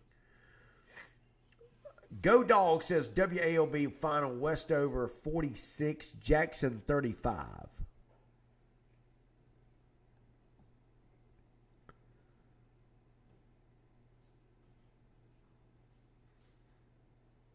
Okay. I mean, these messages from Streamlabs probably needs somebody other than me to try to fix this. Anyway. So 1-6A, okay, and region action is going to start in 1-6A next week. Valdosta is going to open up at Camden County. I don't think Camden is really as good as what they've played so far. Lowndes, and again, let me make sure I got that right. Is it Lowndes at Colquitt or Colquitt at Lowndes? Because I had Lowndes. That game's going to be at Lowndes, right? Concrete Palace. And then you got Richmond Hill at Tiff County. Guys, let me ask you this. This is the biggest game for Tiff County in how many years?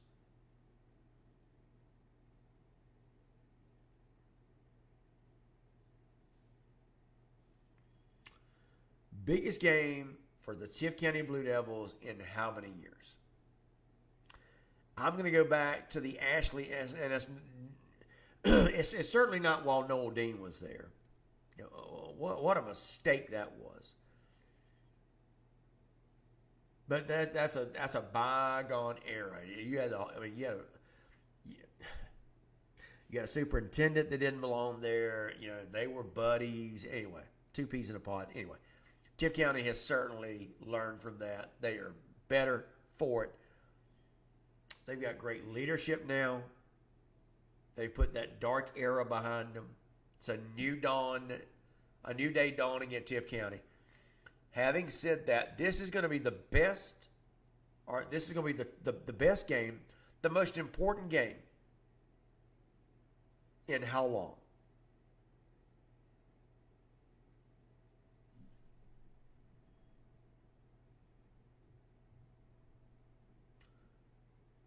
What, since Ashley Anders was at Tift?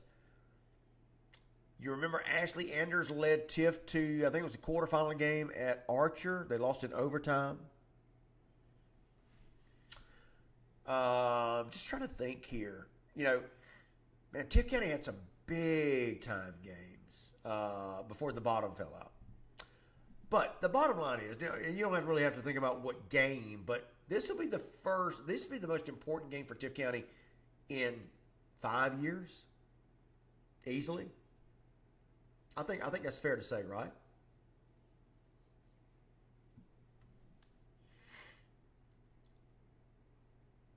Brad Ruiz, shout out to the Colquitt County Packers for completing the trifecta. 3 wins in 8 days. Man, no kidding, brother. Wow. Huge. Jamal Choice says, as talking about Allen, as a Jacket fan, I like this tape, but I've seen Langston, talking about Langston Hughes against Douglas County, and they look good. I think we can definitely beat Milton. I saw them play in person as well. All right, one casting on answering my question. This game will be the biggest game for Tift County in how long? Since Rashad Bateman was playing at Tift. One, maybe so.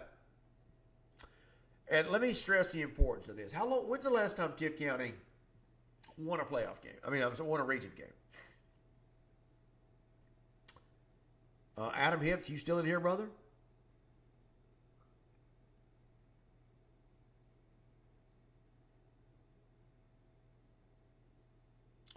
I would say Tift County to go 1-0 in the region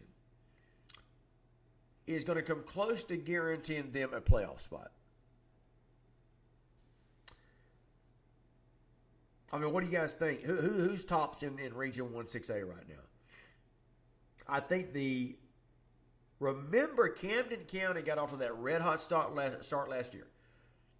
Okay.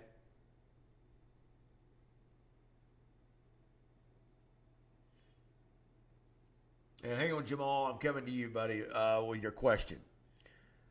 So, remember Camden got off to the hot start last year. Travis Rowland, his first year at Camden, and they come out rocking and rolling. I think 5-0, off to a 5-0 start, and they come to Valdosta. You guys remember that? And boy, they got the hammer laid to them. I mean, in a big way. And that was that. And yeah, Camden, I think, they made the playoffs. It was Tift County and Richmond Hill that was out. But anyway, Camden was able to get in the playoffs, but that was a bad look against Valdosta. Agreed. And I don't know if you guys remember, but I wrote a story earlier this year. It was make or break games. It was a brief story. But I said, and I talked about some games coming up that are going to be make or break games. The make or break game for Tift County is going to be this next Friday night against Richmond Hill. This is that big of a game. You need to win this game to get off 1-0 start. That's Tift. And that kind of establishes that hierarchy between you and Richmond Hill, who were kind of considered, maybe the 5th and 6th place teams in the region for now. Although I think Tift County is going to wind up being a little bit better than that. But Valdosta and Camden. Valdosta goes to Camden. I think Valdosta wins this game. I think Valdosta got the talent. Jamal, I'm coming to your question in a minute. But that Lowndes-Colquitt game, that is a make-or-break game. That's huge for both those teams. Last year, remember, Colquitt wins on, I think, a last-second field goal. It was a make-or-break game. Why? Because they go to Valdosta, and I think they lose 7-3. Think about had that Lowndes game for Colquitt gone the other way. And Colquitt starts off 0-2 in the region. That could have been a completely different year last year. Think about that. Colquitt wound up winning the region, but if they start off 0-2, I don't know. So that's why these games are so huge, guys. And that's why Region 168 is so tight right now. And that's the tight, I mean, all these teams, there's not much difference between them. All right, Jamal. Jamal Choi says, I was starting to believe in Sequoia since they made it to the third round last year and off to a great start this year, but losing to River Ridge. So they lost to River Ridge tonight, Jamal? Is that what you're telling me? That's not good. Okay. So, Jamal, if they lost to River Ridge, yeah, that sets Sequoia back, way back. Not good. Not good. I'm like you, man. When they beat Gainesville last year, I thought, whoa, here we go. Sequoia's a team. You know, and they played well against Coffee, except they gave up like 900 yards to the running back. Woodgett, who, by the way, have y'all seen Ty Woodgett at Georgia Military? Guys, it was a beast. Why did he not go Division I? I think somebody actually tried to say that, to try to put that out there. All right. I'm going to check y'all's comments out here on Facebook. Alan Clanton says, I was actually at that Valdosta-Camden game, and I tried to tell the Camden fans it was about to get ugly. Well, it did get ugly. It sure did. Jamal Choice says, I think between Colquitt, Lowndes, and Valdosta, Tift is a toss-up region. Or Colquitt, Lowndes, Valdosta, Tift is a toss. Jamal, I'm right there with you, brother. I agree with you 100%. I agree with you 100%. I think it's the same thing. I think it's a toss-up. Just flip a coin. But, guys, that's one of these first region games that are so important. This upcoming Friday night, Valdosta-Camden, who do you like there? I like Valdosta. Lowndes, Colquitt, who do you like? We'll come back to that one. Tift, Richmond Hill. Right now, I like Tift County. That game's at Tift. Tift's playing well. We'll see. Okay. Juan Castanon says, I think the winner of Lowndes Colquitt is the winner of the region. Maybe. I like your take. Alan Clanton says he agrees with that, to be honest. All right, Stephen Tate says that, to my Ty Woodgett, he wanted to go to the military school. That's cool. Look, Georgia Military has become a great springboard for great athletes. I mean, there have been a lot of great football players that have gone through Georgia Military. You get a chance to get your grades up. You get a chance to get some good discipline. It's one of the top football programs in the country. Jamal tells me that Sequoia lost to River Ridge 28-21. Wow. That's shocking. Listen, that's what I'm saying, guys. The line of really, really good teams and everybody else is like that. That's what I was saying in Class 6A. Again, I'll read this off to you. Which of these teams are really and truly legitimate state championship contenders? Grayson? Yes. Buford? Yeah. Carrollton? Yeah, that's fair. After that, guys, I don't know. In 5A, listen to this. Milton? Sure. Thomas County Central? Yes. Hughes? Yes. Houston County? I'd say right now, yeah. They're playing well enough. Roswell? Yeah. Gainesville? Yeah. So see how the 5A is just so competitive. 4A, which of these are legitimate state championship contenders? North Oconee? Of course. Blessed Trinity? Yes. Creekside? Yes. Marist? Cartersville? Yeah. Benedictine? I still think is legitimate. Central Carrollton? Still waiting on them. Ware County? Yeah. So it's pretty interesting. You ask who these top I mean, who your real state championship contenders are. Again, what I just read off about top half of the state, the top 10 are, and you can make an argument if the bottom half are truly state title contenders. Just saying. That is rather a shock. I'm not going to lie to you for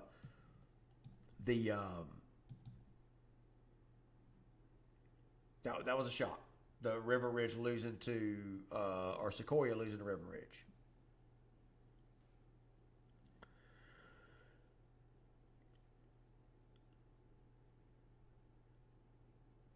Allen says the problem with Camden will be the same thing it was last season. No defense. Scoring all them points ain't that impressive till you do it on actual good competition and can stop the others from what? Scoring, yes. Cody Mormon checking in. Cody says, does anyone have final on Georgia Christian and Grace Christian Academy? Cody also says Colquitt looks legit. They do. They do. My question to you guys, is Lowndes legit? Now think about what I'm asking. It's a fair question. Lowndes has just really not played anybody. I'm just saying, I'm being straight up. They haven't. They've played a pretty easy non-region schedule. Okay? So I just don't know. I just don't know really what to make of them. Jamal Choice, North Oconee, Creekside, and Benedictine are my top 3 and 4A. I also do like Sandy Creek as a sleeper. Yes. Did I not say them?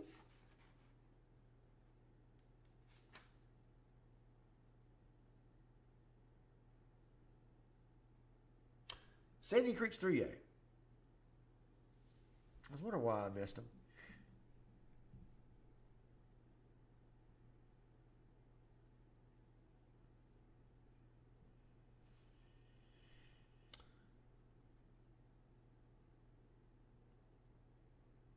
All right, guys. Any other scores? We got about 15 minutes left to go in the show. TB is in the house. What's up, TB? Also, guys, any top performers tonight that you guys can run my way? Who out there has had a really big night tonight? Let me know. Cody Mormon, has Thomas County Central been tested in your opinion? I covered them last week, and in person, they look fast and physical. Cody, that's a good question. I don't really think they have been tested. No. But I don't think it matters. In other words, I'm not going to hold that against them because I'm like you. And Cody, I have been saying this. I don't know if you've been a part of the show before. If not, welcome in if you haven't.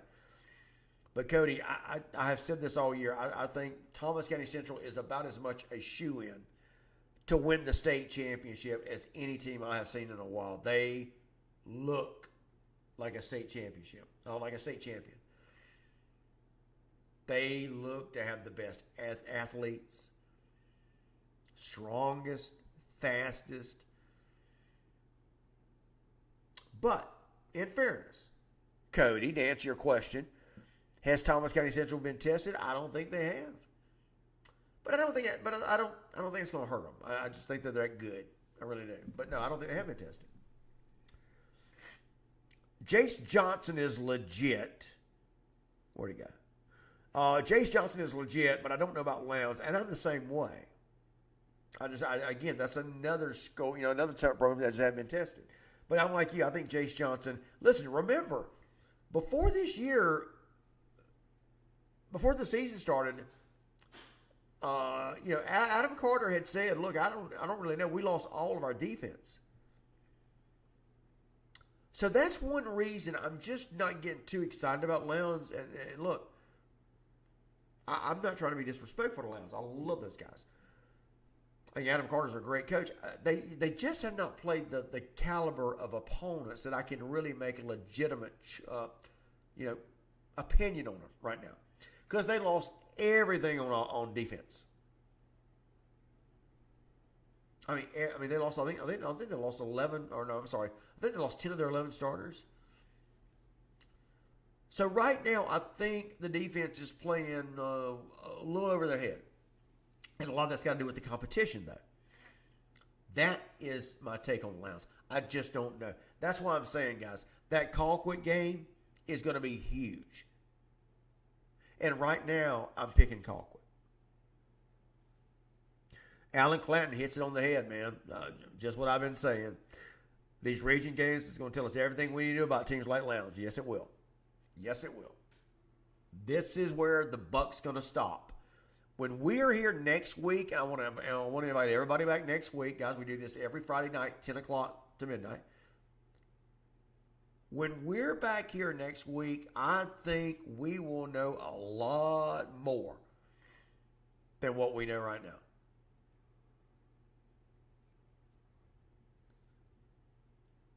Alan Clanton says, do I think Lowndes is a good team? Yes. I do, but as far as like legit, if we mean like a legit champ contender, yeah, man, I don't know, probably not. Or yeah, probably not. Yeah, it's just hard to tell right now. So there's still the great unknown. Look, here's the thing about these non-region games. It used to be really bad. I mean, where everybody would play cream puffs, and you had no idea what was going to happen. Now teams are going out and scheduling their a little bit tougher non-region opponents. So you do tend to have a little better idea of how teams are going to be, but it's still not cut and dry. TB. Cody Marmon, you're welcome, brother. You're absolutely welcome. Cody, I hope we see you back here on the show, my man. Where are you from, Cody, if you don't mind me asking? You said you had covered Thomas County Central, or do you work in the media? Just curious. Roster Sutherland Hillgrove got their third shutout in 5 games this year with a 35-0 win over Pebblebrook. They were giving up 2.6 points a game. Wow. But Rosser, have Hillgrove played anybody? No offense. But Cody, you're welcome for the response. TB. What's up, TB? TB won't know about Lowndes till next week, but they did play the same non-region schedule last season and won all but one region game by a few points, which was Colquitt. The region will probably be decided next week like it was last year. Yeah, agree.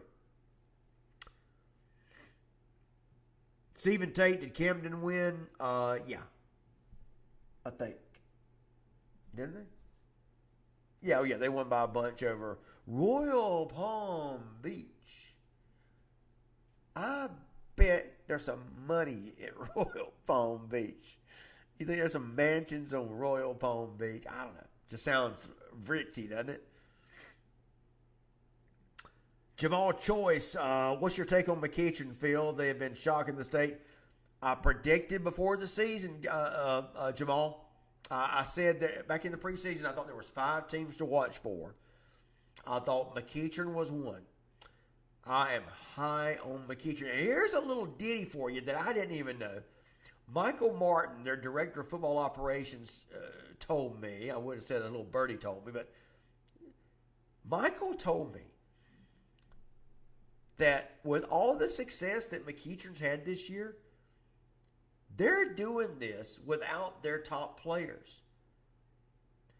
Their leading running back, J.J. Campbell, Jamarian Campbell, I think he's already committed to, Indiana. I don't think he's played. I don't think he played before tonight. Didn't they play tonight? Did McEachern play tonight, guys? Somebody help me out on that. But they didn't have their top, defensive players that have not played yet. I mean, they've got a couple of bookend defensive ends that are good as just about anybody. So he's sitting there telling me all this, that they've had all this success without their best players, and if they're able to do that with the backups, imagine how good they're going to be when their top guys return. I like McEachern. They might be your dark horse in 6A. I've got them ranked. McEachern is my number 7 team right now in the state. That's only going to improve. Cody Marmon, I most recently will on the sports board for the Post Searchlight and cover Bainbridge and Grace Christian Academy. All right. The Bainbridge Post Searchlight. Cody, I was in the newspaper business for 19 years before I got into sports. And I was not a writer. I was the operations director for the Albany Herald. How many of y'all knew that? Nobody knew that. Didn't write a word. It wasn't about sports. I made sure the paper got sold and delivered. It's quite a job, I can tell you that. Cody, I appreciate you tuning back in, man. I would appreciate that. I'd love to hear you. I'd love to have you back. Steven says it just sounds rich. Yeah, you may be. Yeah, probably is. You're probably right. Roger Sutherland says Marietta was probably the best team Hillgrove has played, and that was a 34-6 final. I think they can win their region just on their defense. Maybe so. Jamal Choice says, yes, McEachern won big. I like McEachern a lot. I'm telling you guys, that opening win they had against Walton, I think. Was it Walton? In the Corky Kell Dave Hunter Classic to start the season. I mean, they blew them out, I think. Jamal Choice, Phil, you were that close to TCC and didn't come see me play in high school.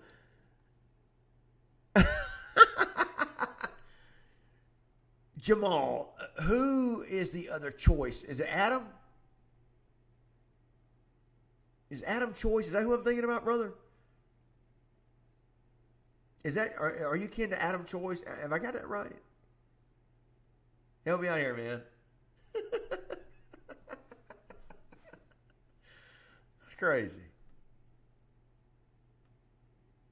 All right, we got about 5 minutes left to go in the show. Man, I have found that when we get this close to midnight, only the diehards are hanging around, and I love it. Jamal, help me out on that, man. Is that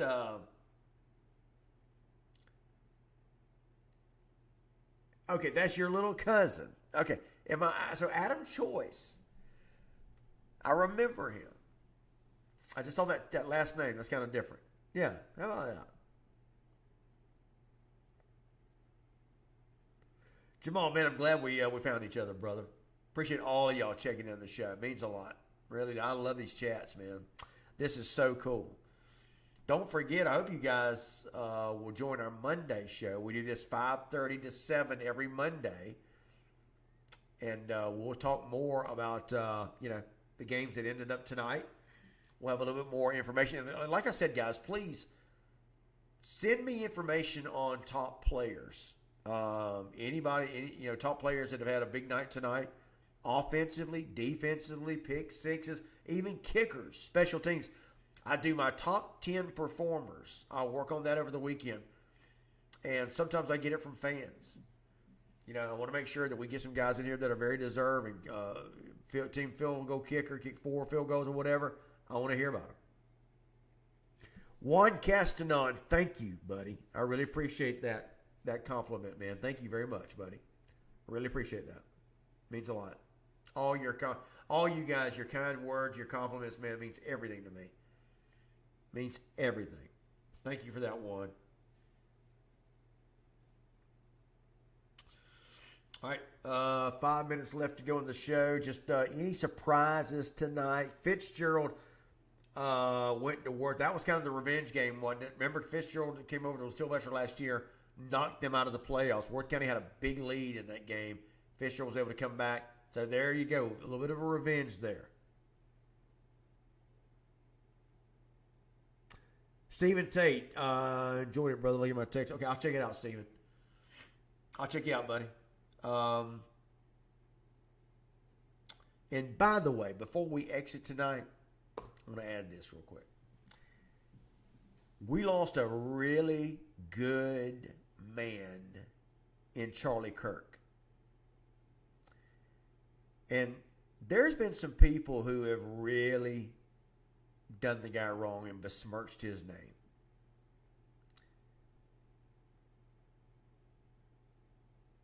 And look, I don't usually do this on this show, and I'm going to make this quick, but for anybody to say negative things about Charlie Kirk, do you guys see how many kids were affected, went to church, dedicated their lives to Christ after he got shot? And this is not going away.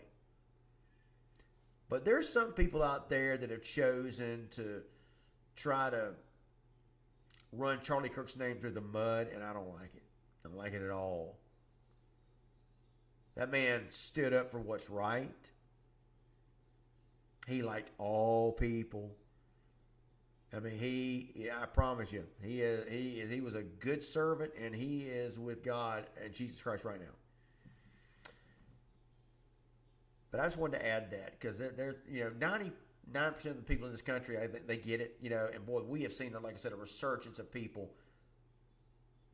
that have, again, rallying around the good that Charlie Kirk did, going to church, people that haven't been to church in years, were so moved by Charlie Kirk. But anyway, a few bad apples out there saying a lot of nasty things about Charlie Kirk. I hope anybody that follows me is not one of them. I just want to say that. Abby, you are right. It was hard to watch. And how wrong. Everything about this is wrong with these people that run his name. And I've seen some of your Facebook stuff. Some people. Nobody that's what I've seen on the show tonight. But it's sad. Really, really sad. Anybody that does that. So, anyway. Just want to throw that out there, guys. And that's my opinion. That does not reflect necessarily, the company. That's Phil Jones. That's Phil Jones' opinion. Yeah, may he rest in peace for sure. Thank you for that, Go Dog 65. Abby, thank you for your comment. It has nothing to do with politics. You're right. Nothing. Be careless about that. Jamal, thank you, brother. I want to thank everybody for checking out the show tonight, guys. Just, like I said, these are the diehards. Cody Mormon, world's a crazy place. Yeah, it is. It is. It really is. But what happened with Charlie, man, that has brought so many people back to what should be right. Like his death will not be in vain. I'll tell you that. And I promise I won't keep going on about it. But I thank y'all for your comments on that. Really do. All right, guys, Monday night, we'll do this all over, 5:30 to 7 o'clock. I hope you guys will join us. Man, we got a lot of great football to talk about. And we are going to have a lot of fun. Man, next Friday, can y'all imagine? Don't forget, be right here next Monday. I hope to see you on Monday. And I'll remind everybody, but next Friday, man, it's going to be a blast. Region play starts. Things are going to start to get more interesting. We just wrapped up the first half of the season. Now we're going to go into the second half of the season. So, hope to see all you guys back here on Monday at 5:30. Guys, be sure to subscribe to our newsletter, by the way. Doesn't cost you anything. Just subscribe to our newsletter. We'll send it to your email inbox twice a week. You get all kind of stuff. I do the top 10. I do top 10 or top performers. I pick the 6 games who I think are not necessarily the best games, but the most interesting games. And we do features on athletes. We have a lot of fun. It's all about high school athletes. That's all it is. High school sports. And we have a blast doing it. Camden won 37-20, says Alan Clanton. Thank you for that, brother. Appreciate that. Alan Clanton, you were a big help tonight, man. Thank you, buddy. Alan Clanton's a big help every week. We disagree on some things, but that's okay.